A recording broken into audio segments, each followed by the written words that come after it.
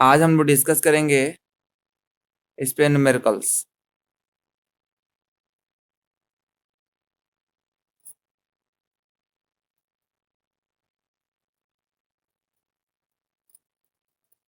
हाँ, ये क्वेश्चन हम लोग देखते हैं। क्वेश्चन क्या है, इसके एक एक शब्द का मतलब देखेंगे और इसको सॉल्व करने की कोशिश करेंगे। कहा गया है,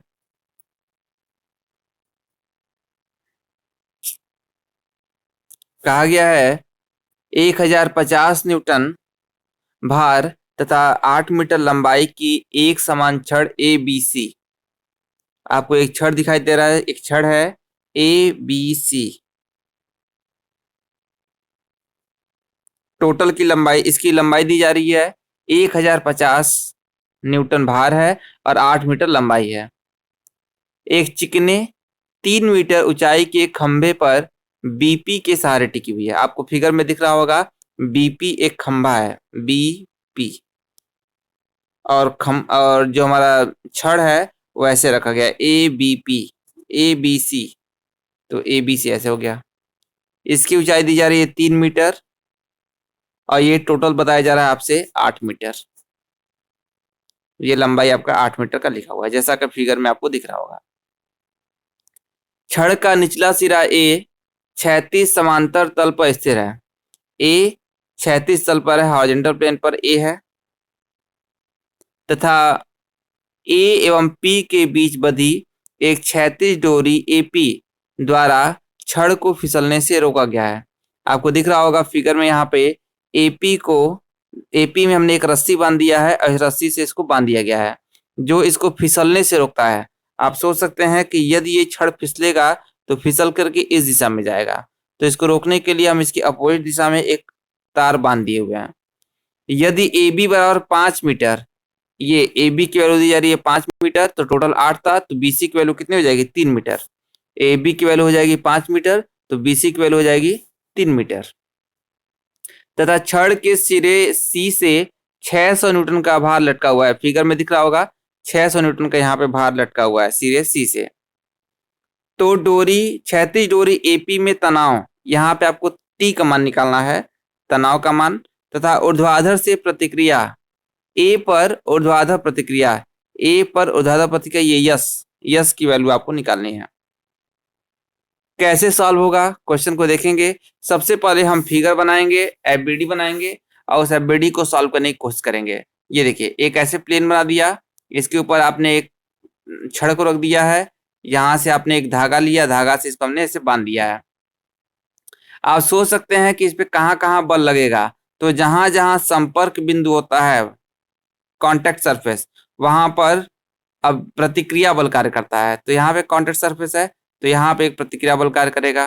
प्रतिक्रिया बल कहाँ काम करता है, सतह के लंबवत, ये सरफेस है तो सरफेस के 90 डिग्री पर ये काम करता है। यहाँ पे देख सकते हैं ये सरफेस है, तो इस सरफेस के 90 डिग्री पर यहाँ पे एक काम करेगा। तो आर और एस दो प्रतिक्रिया बल कार्य करेंगे। फिगर में आपको दिख रहा होगा आर और एस। आप जानते हैं कि छड़ का जो भार होगा वो उसी गुरुत्व केंद्र से काम करेगा, और छड़ का जो भार होता है वो उसके एकदम बीचों बीच में होता है। टोटल लंबाई कितने का है, 8 मीटर। तो आप सोच सकते हैं कि ये दूरी कितने की होगी, 4 मीटर की होगी। इसका नाम दिया था हमने ए सी। तो ये आपका गुरुत्व केंद्र जी है, जी का मतलब ग्रेविटी, सेंटर ऑफ ग्रेविटी। यहाँ फिगर में यल से लिखा हुआ है, कोई बात नहीं। एल पे हमने एक भार लटका दिया 150 मीटर का। आप कहेंगे ए यल की दूरी हो जाएगी 4 मीटर, और यल बी की दूरी हो जाएगी 1 मीटर, और बी सी की दूरी हो जाएगी 3 मीटर। क्या करते हैं, इसको वियोजित करते हैं, आर को अब रिजॉल्व करेंगे। ऊपर से आपने कोण मान लिया है थीटा, यहां से देखिए इस कोण को हमने थीटा मान लिया है, तो ये थीटा होगा, ये आपका 90 डिग्री है, तो ये 90 - थीटा होगा, ये 90 - थीटा होगा, और ये एंगल है आपका 90 डिग्री। आप देखिए फिगर में ऐसे है, यहाँ पर प्रतिक्रिया बल आर कार्य कर रहा है, ये आपका 90 - थीटा आ रहा है, ये एंगल 90 डिग्री है, तो ये कितना हो जाएगा, थीटा। क्योंकि ये टोटल क्या है, 180 डिग्री का कोण बनता है, ये 90 - थीटा, ये 90, तो ये आपका थीटा हो जाएगा। जब ये थीटा होगा तो इस आर को रिजॉल्व करेंगे, इधर आर cos थीटा होगा, इधर क्या हो जाएगा, आर sin थीटा। बस इतना ही देखना है। अब हम लोग क्वेश्चन को सॉल्व करते हैं। कैसे सॉल्व होता है? संतुलन का नियम हम लोग लगाते हैं। संतुलन का नियम यह कहता है कि यदि कोई ऑब्जेक्ट इक्विलिब्रियम में है, साम्य अवस्था में है, तो उस पे लगने वाले सभी बलों का बीजगणितीय योग शून्य होगा, यानी summation of F equal to zero. ये भी दो प्रकार से लग सकता है। एक्स में तो summation of X equal to zero होना चाहिए और summation of Y equal to zero होना चाहिए। ठीक है, इस प्रिंसिपल आघूर्णों के सिद्धांत को लगाएंगे। आघूर्णों के सिद्धांत में ये कहा गया है कि यदि कोई ऑब्जेक्ट इक्विलिब्रियम में है तो उस पे लगने वाले सभी बलों का बीजगणितीय योग शून्य। जब मोमेंट लेते हैं तो मोमेंट की जो वैल्यू होती है वो शून्य होती है, यानी summation of M equal to zero होता है। यानी क्लॉकवाइज मोमेंट बराबर anti clockwise moment, clockwise moment बराबर एंटी क्लॉकवाइज मोमेंट। तो हम लोग निकालते हैं। सबसे पहले summation of X equal to zero करते हैं। यक्स में आप लोग सोचेंगे कौन कौन सा बल कार्य करता है। आपको दिख रहा होगा यक्स में एक आर साइन थीटा दिख रहा है और आपको टी दिख रहा है, और कोई बल आपको नहीं दिख रहा। तो हम कहेंगे आर साइन थीटा, और इसकी दिशा देखिए उल्टा है, तो R sine theta equal to क्या होगा? टी होगा। R sine theta equal to T, इसको हम समीकरण एक मान लेंगे। पहला समीकरण हो गया R sine theta equal to T, ये पहला समीकरण। फिर हम y में जीरो करेंगे, summation of y equal to zero. तो y में देखिए यहाँ पे r cos थीटा काम कर रहा है और यस काम कर रहा है, तो जाएगा r cos theta plus S equal to, नीचे की तरफ कौन सा भार है? नीचे की तरफ आपको एक 600 दिखाई दे रहा है और 1050 दिखाई दे रहा है, यानी हो जाएगा हमारा r cos theta r cos theta equal to होगा 600 प्लस 1050, यानी हो जाएगा हमारा r cos theta equal to 600 में 1050 जोड़ेंगे तो 1650 होगा। ये दूसरा समीकरण। तो देखिए पहला समीकरण हमने लिखा था r sine theta equal to T, और दूसरा समीकरण क्या था? r cos theta equal to 1650। सोचेंगे अब हम लोग, यदि कहीं से t का मान निकल जाए तो हम क्या करेंगे? दोनों समीकरण का स्क्वायर करके आपस में जोड़ देंगे तो r की वैल्यू आ जाएगी, और उस r की वैल्यू को इसमें रख देंगे तो t आ जाएगा। तो वही पूछा था, t का मान और r का मान निकालते हैं। तो हमारा टारगेट क्या होगा? r और t का मान निकालना। कैसे निकलेगा? पहले आप थीटा मोमेंट निकल लीजिए। मोमेंट आप a के पैता लीजिए, a के पैता यानी summation of M equal to M about a equal to zero, a के पैता आघूर्ण लेने पर आप देखेंगे कि a के रिस्पेक्ट में कौन क्लॉकवाइज है, कौन एंटी क्लॉकवाइज है। तो a के रिस्पेक्ट में देखिए ये वाला जो बल काम कर रहा है, ये वाला, ये आपका है क्लॉकवाइज। 1050 बल जो होगा वो क्लॉकवाइज होगा। और आप देख सकते हैं जो r साइन थीटा लग रहा है, r साइन थीटा वो हमारा होगा एंटी क्लॉकवाइज।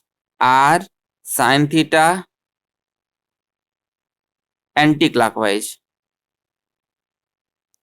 फिर आप देखेंगे r cos थीटा, ये भी आपका हो जाएगा एंटी क्लॉकवाइज, ये भी एंटी क्लॉकवाइज, ये भी एंटी क्लॉकवाइज। और ये 600 को देखिए, 600 का एरो किधर है? क्लॉकवाइज, यानी ये दोनों बल हो जाएंगे क्लॉकवाइज, और ये r साइन थीटा और r cos थीटा क्या हो जाएगा? Anti clockwise.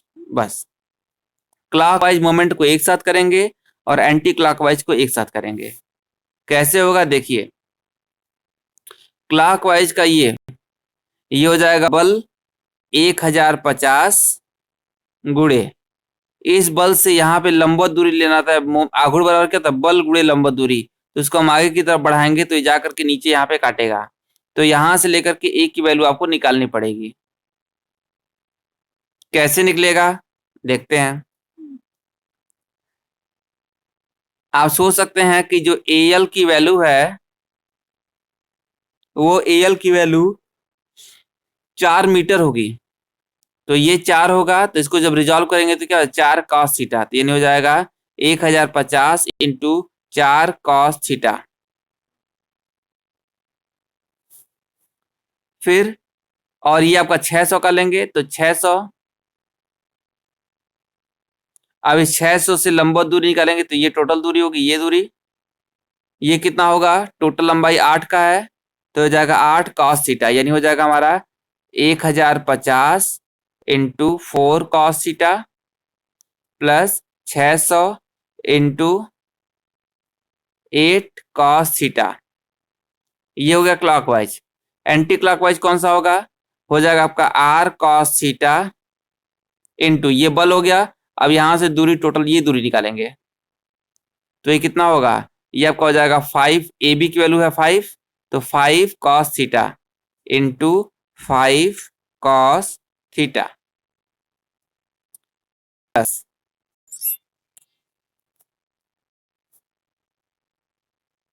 अभी जाके सुन लो, मम्मी परेशान बैठी कहीं तो पढ़ा होता नहीं हो। चल,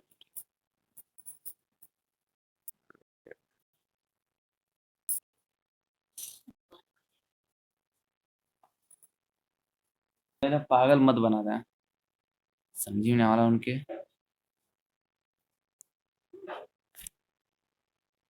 प्लस r साइन थीटा, और जब साइन थीटा लेंगे तो इसकी दूरी ये हो जाएगी, ये दूरी ये हो जाएगी 3 r साइन थीटा इंटू 3। तो ये भी एक समीकरण बन जाएगा r और थीटा के रूप में। आप देखिए 3 समीकरण बन गया। r cos theta equal to 1650, r sine theta equal to t, और ये भी जो इक्वेशन आया था ये भी साइन थीटा और cos थीटा के रूप में आ रहा है। तो यदि हमें कहीं से साइन थीटा cos थीटा के वैल्यू मिल जाए तो कुछ हो जाएगा सॉल्व। तो साइन थीटा cos थीटा निकालेंगे, कैसे निकलेगा? देखिए यह एक समकोण त्रिभुज है, तो समकोण त्रिभुज में ये दूरी आपको दिया जा रहा है ए बी की वैल्यू 5 और ये ऊंचाई दी जा रही है 3 मीटर। तो cos थीटा निकालेंगे तो cos थीटा बराबर क्या होता है? आधार बटे कड़। ये देखिए ये 5 है, ये 3 है, तो ये कितना होगा? 4 होगा। कैसे आया? पाइथागोरस से। तो cos थीटा इक्वल टू हो जाएगा 4/5। तो cos थीटा की वैल्यू यहाँ पे रख दिया। साइन थीटा की वैल्यू आप निकालना चाहते हो तो साइन थीटा की वैल्यू कितनी हो जाएगी? साइन थीटा वैल्यू हो जाएगी 3/5। तो साइन थीटा इक्वल टू 3/5। तो देखो यहाँ पे एक सॉल्व किया गया तो टी की वैल्यू आर के टर्म में आ गई। फिर ऐसे ही जब इसको रखा गया है तो यस और आर के रूप में इक्वेशन आ गया, और ये जो वैल्यू मोमेंट वाले में रखा जा रहा है तो ये आर की वैल्यू इसमें आ जा रही है। जब आर की वैल्यू आ जाएगी आप इसमें रखेंगे तो टी की वैल्यू आ जाएगी। बस यही पूछा था आपसे, टी का मान पूछा था और आर का मान पूछा था, तो आपने इसको सॉल्व कर लिया। कैसे करना है? आप आघूर्ण बराबर 0 कर लीजिए, आप summation of x equal to 0 कीजिए, summation of y equal to 0 कीजिए और मोमेंट को आप 0 कर लीजिए। किसी भी पॉइंट के पता यदि आप मोमेंट लेते हैं, आघूर्ण लेते हैं, तो आघूर्णों का बीजगणितीय योग 0 होता है। तो summation of m equal to 0। तो इस क्वेश्चन को आप लोग कर सकते हो। ये क्वेश्चन अच्छा क्वेश्चन है, इसको आप लोग सॉल्व करके प्रैक्टिस कर लेंगे। ऐसे ही क्वेश्चन आपसे लैडर फ्रिक्शन का भी क्वेश्चन पूछाता है घर्षण के केस में, तो वो भी आपको इसी के साथ ही प्रैक्टिस कर लेना है। ऐसे ही क्वेश्चन देखिए पूछा है अगला 34। कहा गया है एक 9 मीटर लंबी शुद्धालंबित धरण ए बी पर बाईं ओर से, तो एक 9 मीटर लंबी ए धरण बनाना है ए बी, इस पे बाईं ओर से 6 मीटर की दूरी पर 10 किलोन्यूटन पर मीटर का एक यूडीएल लगा हुआ है। तो यहां से लेकर के टोटल लंबाई कितना दिया है? 9 मीटर। यहां से 6 मीटर की दूरी पर आपको एक यूडीएल लगाना है। यूडीएल हमने बताया था आपको लोड के बारे में कि लोड दो प्रकार के होते हैं, बिंदु भार पॉइंट लोड और डिस्ट्रीब्यूटेड लोड, वितरित भार। वितरित भार भी दो प्रकार का होता है, यूडीएल और यूवीएल। यूडीएल का मतलब जब उसकी लंबाई पूरे सतह पर एक समान रूप से फैली होती है तो उसको यूडीएल कहते हैं, और जब उसकी लंबाई हर जगह चेंज होती है तो उसको बोलते हैं यूवीएल, यूनिफॉर्मली वेरिंग लोड। यहाँ पर आपका एक यूडीएल लग रहा है, आपको निकालना है ए तथा बी पर प्रतिक्रिया। कैसे निकालते हैं इस क्वेश्चन को देखेंगे, कैसे निकालते हैं। आप सबसे पहले यूडीएल को पॉइंट लोड में कन्वर्ट करेंगे। यहाँ पे दोनों सिरे पर प्रतिक्रिया काम करेगा आर ए आर बी। हम यूडीएल को पॉइंट में कन्वर्ट करेंगे। देखिए लिखा है 1 मीटर में 10 किलोन्यूटन, तो 6 मीटर में काम कर रहा है तो हो जाएगा 10 गुणे 6, 1 मीटर में 10 किलो न्यूटन, तो 6 मीटर में कितना होगा? 10 गुणे 6 60। कहाँ पर होगा? इसके केंद्र पर होगा। ये टोटल 6 मीटर है, तो 6 का केंद्र 3 होता है, तो ये हो जाएगा आपका 60 किलो न्यूटन। और ये दूरी हम लोग ले लेंगे 3 मीटर। ये दूरी 3 होगी, और टोटल कितने का था? 9 का था, तो ये दूरी कितनी होगी? 6। अब इसको हम लोग सॉल्व कर सकते हैं। कैसे? वर्टिकल फोर्स को जीरो करेंगे, summation of y equal to zero. तो summation of y equal to zero करने पे क्या होगा? R A plus R B equal to, नीचे की तरफ कितना था? 60। फिर हम ए के पैता आघूर लेंगे, तो जाएगा R B into 9 equal to 60 गुणे 3। यहां से आर बी की वैल्यू आ जाएगी। आर बी की वैल्यू आप समीकरण 1 में रख देंगे, तो आर ए की वैल्यू आ जाएगी। तो इस क्वेश्चन को हम लोग कर सकते हैं। ये बीम का क्वेश्चन था। बीम कई प्रकार के होते हैं, जिसमें 5 प्रकार के होते हैं, जिसमें एक सिंपली सपोर्टेड बीम भी था। तो सिंपली सपोर्टेड बीम पे यूडीएल का केस आपसे पूछा गया था। ऐसे ही क्वेश्चन पूछा है क्वेश्चन नंबर 35। कहा जा रहा है छड़ का एक सिरा एक कब्जे से जुड़ा हुआ है तथा दूसरा सिरा डोरी संभाले हुए है। डोरी और छड़ के बीच का कोण थीटा है। यदि छड़ का भार डब्लू है, तो सिद्ध कीजिए कि कब्जे पर प्रतिक्रिया इतनी होगी। कहा गया जा रहा है एक छड़ का एक सिरा कब्जे से जुड़ा हुआ है। एक छड़ ले लिया, इसके एक सिरे को हमने फिक्स कर लिया, यहाँ पर एक सिरा इसको फिक्स कर लिया जा रहा है। नहीं, ऐसे है, छड़ ऐसे रखा हुआ है, छड़ के एक सिरे को फिक्स किया गया है, बिंदु ए पर इसको फिक्स कर लिया जा रहा है, तथा दूसरा सिरा एक डोरी समारे हुए है। तो यहाँ पे देखिए एक डोरी को ऐसे इसको पकड़ लिया गया। डोरी और छड़ 36 के साथ थीटा कोण बनाते हैं। देखिए 36 के साथ थीटा कोण बना रहा है। यदि छड़ का भार डब्लू है, तो यहाँ पे एकदम बीचों बीच से एक भार काम करेगा, यहाँ से सी बिंदु से एकदम बीचों बीच से यहाँ पे एक डब्लू भार कार्य करेगा। तो सिद्ध कीजिए कि कब्जे प्रतिक्रिया मतलब आर, यहाँ पर आर की वैल्यू ये इतनी होगी और 36 से इतने पर झुकी हुई होगी, और 36 से इतने पर झुकी हुई होगी। ठीक है, आर की वैल्यू निकालेंगे हम लोग। तो कैसे निकलेगी आर की वैल्यू? इसके लिए आपको ए के सापेक्ष आघूर्ण लेना पड़ेगा। ये आपका हो जाएगा क्लॉकवाइज और ये हो जाएगा एंटी क्लॉकवाइज। तो क्लॉकवाइज हो जाएगा W into A B by two. ए बी की लंबाई यदि एल है तो जाएगा L by two equal to T into, इसको पीछे की तरफ ले जाएंगे, ये जो ए डी होगा ये इसकी लंबवत दूरी हो जाएगी, तो T into A D. A D की वैल्यू निकालेंगे। ए डी की वैल्यू निकालने के लिए ये त्रिभुज आप ले लेंगे, त्रिभुज A B D. A D की वैल्यू निकालना है, ए बी की वैल्यू यल हमने एज्यूम किया है, तो ये हो जाएगा थीटा के सामने लंब और ये हो जाएगा कड़। लंब बटे कड़ किस में होता है? साइन में। तो ले लेंगे sine theta equal to A D upon A B. तो हो जाएगी ए डी की value A B sine theta, A B की वैल्यू है यल, तो यल साइन थीटा। तो लिखेंगे हम लोग W into L equal to T into L sine theta. यहां से यल कट जाएगा, तो W इक्वल टू हो जाएगा T sine theta. W equal to T sine theta. आपको निकालना है प्रतिक्रिया कैसे निकलेगा? प्रतिक्रिया निकालने के लिए R की वैल्यू निकालेंगे, तो इस T को हम लोग वियोजित करेंगे, तो इधर हो जाएगा आपका T cos थीटा और ऊपर हो जाएगा T साइन थीटा। और इसका जो प्रतिक्रिया R मानेंगे उसको भी किसी एक एंगल पर मानेंगे।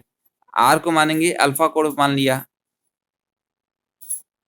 R को अल्फा कोण पर मानेंगे, यहाँ पे प्रतिक्रिया मानेंगे R, इसको मानेंगे अल्फा कोण पर, तो इधर हो जाएगा R cos अल्फा, इधर हो जाएगा R साइन अल्फा। तो summation of x equal to 0 करेंगे, तो जाएगा R cos alpha equal to T sine theta. फिर y इक्वल टू 0 करेंगे, तो हो जाएगा R sine alpha equal to plus T sine theta equal to 0। तो वहां से इसको सॉल्व करेंगे तो 3 समीकरण बनेंगे, summation of x equal to 0, summation of y equal to 0, और मोमेंट को जब सॉल्व करेंगे तो ये प्रूफ हो जाएगा।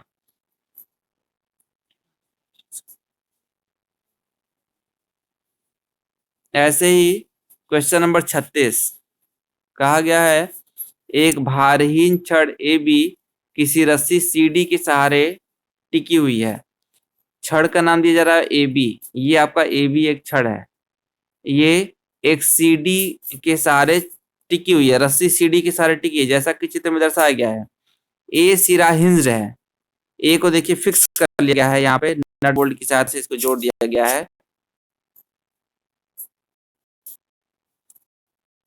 ए सिरा हिंज्ड है तथा दूसरे सिरे बी पर भार डब्ल्यू लटका हुआ है। रस्सी में तनाव और हिंज पर प्रतिक्रिया ज्ञात करें। रस्सी में तनाव, ये टी का मान निकालना है, और प्रतिक्रिया, यहाँ प्रतिक्रिया हम लोग एज्यूम करेंगे आर यहाँ पे है, ये यहाँ से अल्फा कोण बना रहा है, तो ये आर की वैल्यू निकालनी है और टी की वैल्यू निकालनी है। कैसे निकलेगा?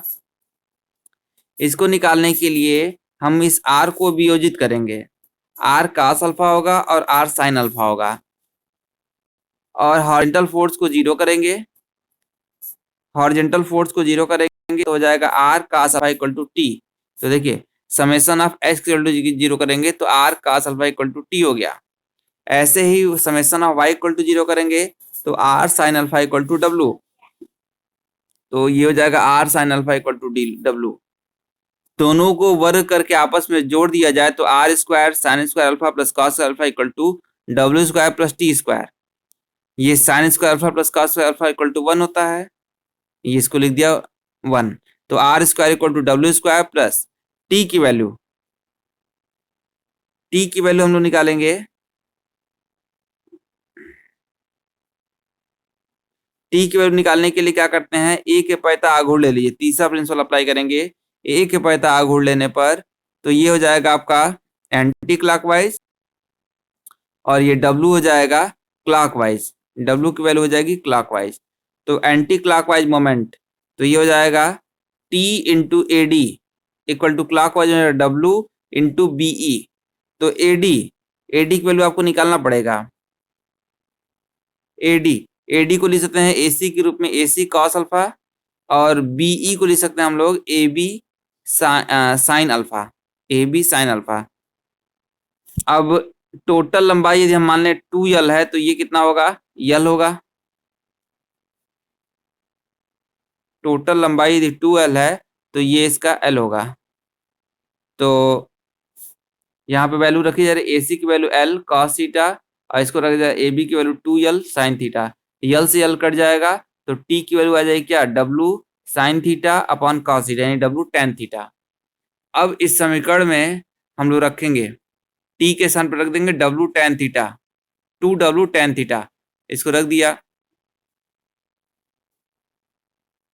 तो यहां से r की वैल्यू आ जाएगी, ये यहाँ गलत लिखा हुआ है, ऐसे नहीं होगा। t के स्थान पर रखेंगे 2w साइन थीटा, पूरे का स्क्वायर करेंगे तो ये हो जाएगा 4w square tan square theta. तो w को कॉमन ले लिया तो r की वैल्यू हो जाएगा w under root 1 plus 4 tan square theta, ये r की वैल्यू आ गई। पूछा गया था आपसे तनाव, तनाव मतलब t और प्रतिक्रिया, तो t की वैल्यू 2w tan थीटा और r की value w under root 1 plus tan square 4 tan square theta. Alpha की वैल्यू निकालना है, दोनों को भाग दे देंगे तो ये आपका अल्फा की वैल्यू हो जाएगी tan इनवर्स 1/2 tan थीटा, ये अल्फा की वैल्यू आ गई। क्वेश्चन क्या था वो फिर से समझेंगे। एक छड़ है, छड़ की लंबाई है ए बी को एक धागे की सहायता से जोड़ दिया गया है, धागा एकदम सेंटर पे लगाया जा रहा है और इधर एक भार लटकाया गया है। आपको यही निकालना है कि प्रतिक्रिया आर कितना उत्पन्न होगा और टी का मान। तो इसके लिए बस 3 प्रिंसिपल को हम लोग अप्लाई करेंगे। कौन कौन सा है, summation of X equal to 0, summation of Y equal to 0, और जहां पे कब्जा लगा होगा, कब्जा ई पे लगा है तो summation of moment about A equal to 0। ये तीनों समीकरण को अप्लाई करना है और इक्वेशन आपका सॉल्व हो जाएगा। ऐसे ही क्वेश्चन नंबर 37, क्वेश्चन नंबर 37 में देखिए, तीन बल पी क्यू आर क्रमशः भुजा की त्रिभुज की भुजा ए बी सी ए तथा ए बी पर कार्यरत है, जिनका परिणामी त्रिभुज का परिकेंद्र से गुजरता है, तो सिद्ध कीजिए कि P cos alpha plus Q cos alpha plus R P cos A plus Q cos B plus R cos C equal to 0। कहा जा रहा है तीन बल पी क्यू आर त्रिभुज की तीन भुजा ए बी सी ए और ए बी पर कार्यरत है।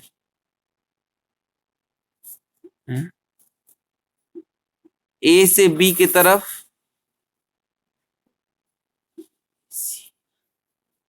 ये गलत लिखा हुआ शुरू में, ये ए बी शुरू में नहीं होगा, ये होगा आपका बी सी सी ए तथा ए बी, ऐसे लिखा हुआ है, ये ए बी गलत लिखा हुआ है। A B B C, B से सी की तरफ पी दिखाया जा रहा है फिगर में, सी से ए की तरफ क्यू और ए से बी की तरफ आर दिखाया गया है।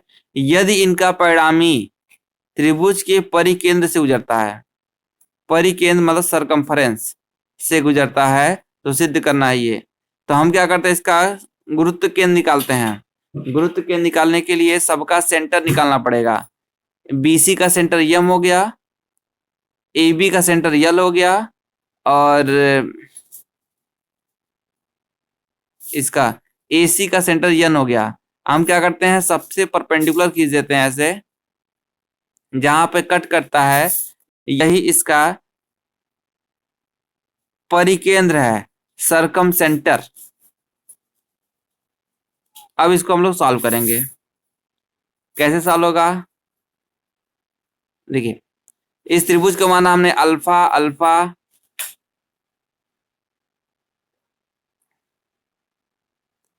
और इस angle O A B equal to alpha, angle O B A equal to alpha. ये दोनों एंगल अल्फा का हो गया, सेम हो गया। ये दोनों एंगल देखिए सेम है। ऐसे यहाँ पे बीटा, इधर भी बीटा, इधर भी गामा, इधर भी गामा। ये परिकेंद्र होने के लिए कंडीशन होता है, ये कंडीशन है।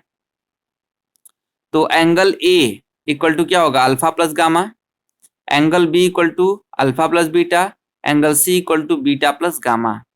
और हम जानते हैं कि त्रिभुज के लिए क्या होता है, तीनों का योग 180 डिग्री होता है। तो angle A plus B plus C equal to 180 होता है।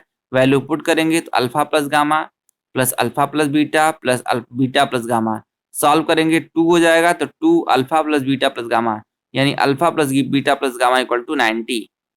तो अल्फा की वैल्यू निकाल 90 माइनस बीटा प्लस गामा, तो यानी अल्फा की वैल्यू 90 माइनस सी। अब ऐसे ही त्रिभुज ए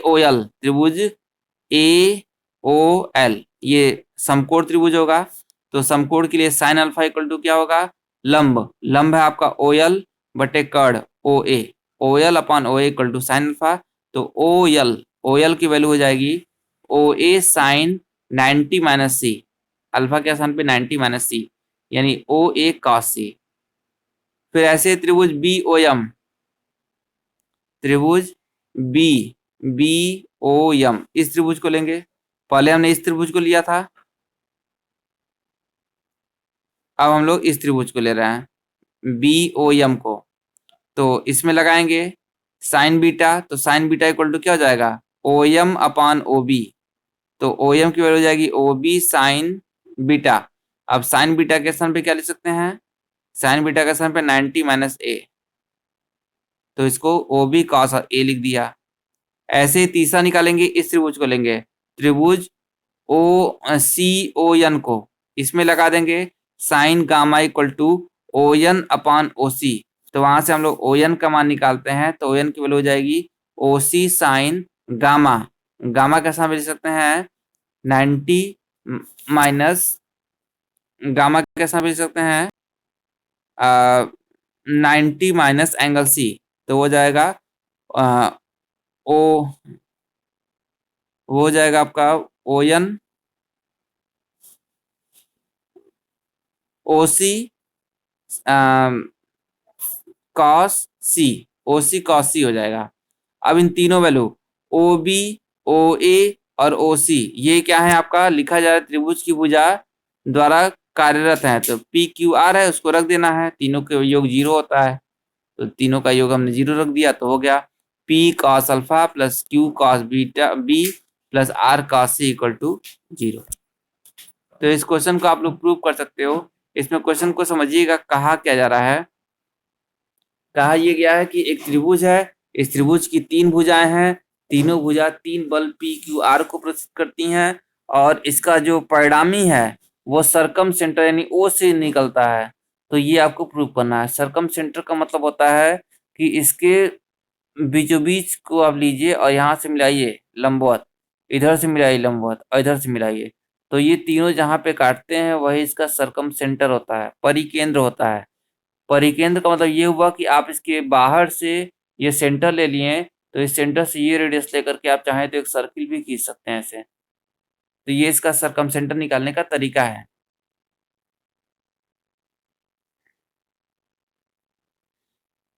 ऐसे ही क्वेश्चन याद दे सकते हो। Question number 40। अच्छा ये देखिए, थ्योरी पार्ट है। क्वेश्चन नंबर 39 कहा जा रहा है साम्यावस्था में आघूर्ण का नियम का कथन दे करके उसकी व्याख्या कीजिए। तो आघूर्ण का नियम हम जानते हैं कि यदि कोई ऑब्जेक्ट इक्विलिब्रियम में है, साम्यावस्था में है, तो उस पे लगने वाले सभी बलों का बीजगणितीय योग शून्य होना चाहिए। ए सॉरी, आघूर्णों के नियम में ये कहता है कि यदि कोई ऑब्जेक्ट इक्विलिब्रियम में है तो उसके किसी भी बिंदु पर क्लॉकवाइज मोमेंट बराबर एंटी क्लॉकवाइज मोमेंट है, इन सभी आघूर्णों का बीजगणितीय योग शून्य होना चाहिए। तो summation of M equal to zero होता है। तो ये हो गया आघूर्ण का नियम।